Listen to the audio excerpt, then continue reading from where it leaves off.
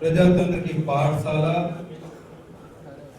यदि कहें बिहार को तो अतिशयोक्ति नहीं, लेकिन आज प्रजातंत्र का गला घोटा जा रहा है। जनता के द्वारा चुनी हुई सरकार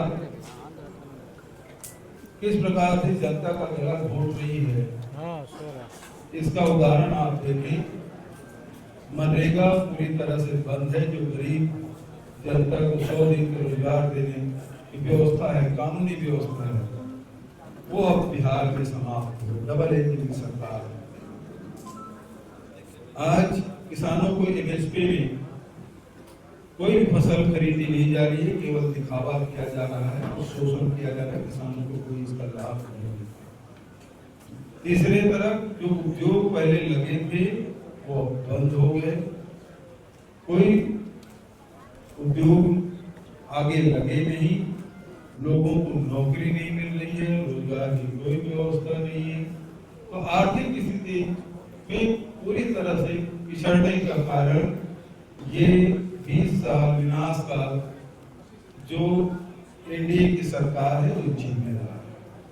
दूसरे तरफ जितने भी इंडेक्स देखें वो उसमें सबसे निचले पायदान में 17 बड़े राज्यों में देखेंगे, चाहे शिक्षा के स्तर है, स्वास्थ्य के स्तर है, कुपोषण का है, उस सब में निचले पायदान की सरकार है।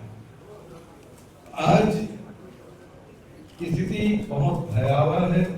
जिस प्रकार से आदरणीय गहलोत जी ने बताया कि क्राइम रेट किस प्रकार से बढ़ा है, गुंडा राज किस प्रकार से बढ़ा है, ये पूरे बिहार की जनता देख रही है। आज महिलाओं को 10,000 रुपया देने की बात की,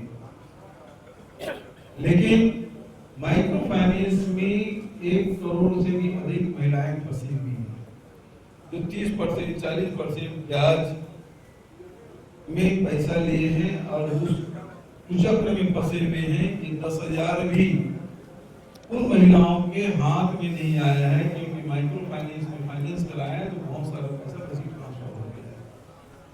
लेकिन ये भी कर्ज है, उसे पटाना पड़ेगा।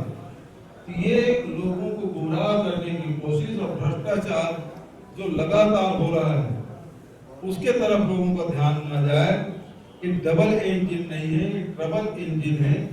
भारतीय जनता पार्टी पहले 75 साल के लोगों को रिटायर कर देती। मोदी जी खुद रिटायर किए बहुत लोगों को, मुरली मनोहर जोशी से लेके बहुत सारे नाम गिनाए जा सकते हैं जिसको रिटायर कर दिया गया। अब वो 75 के हो गए हैं। नीतीश बाबू का स्वास्थ्य ठीक नहीं है, तो दोनों इंजन के मुखिया की स्थिति के बारे में आप सब जानते हैं। ये डबल इंजन नहीं है, ट्रबल इंजन है।